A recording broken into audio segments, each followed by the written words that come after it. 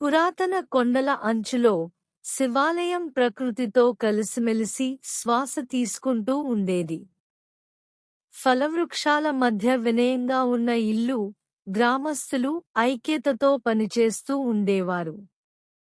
అదే అంచులో మబ్బుల్లో మూసుకున్న ప్రసిద్ధ అలంబారు అరణ్యం విరాజిల్లింది. ఆ గ్రామంలో ఉన్నాసక్తిగల యువతి నందిని తరచూ ఆ అడవి అంచున కూర్చుని చిత్రాలు వేయడం అలవాటుగా చేసుకుంది. ఆమె పెద్దల నుంచి విన్న మాయాజాల కథలను ఆసక్తిగా వినేది. కాని ఎవ్వరూ ఆ అడవిలోకి అడుగుపెట్టడానికి ధైర్యం చేయలేదు. ఒకరోజు జీవానందం అనే ఓ శాంత స్వభావుడు, అంతరంగ జ్ఞానంతో నిండినవాడు గ్రామానికి వచ్చాడు. అతను చెప్పిన అలంబారు అరణ్యం కథలు కల్పితాలా కాక నిజంలా అనిపించి నందినిని మక్కువకు గురిచేశాయి.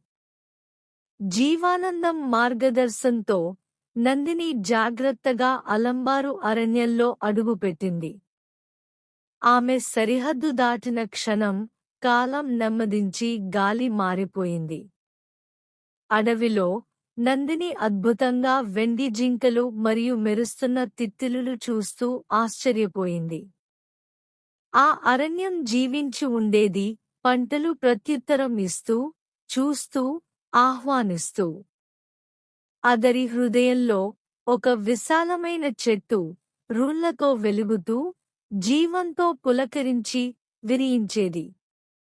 ఇది ప్రపంచం యొక్క రిథం, జీవానందం జ్ఞానంతో చెప్పాడు.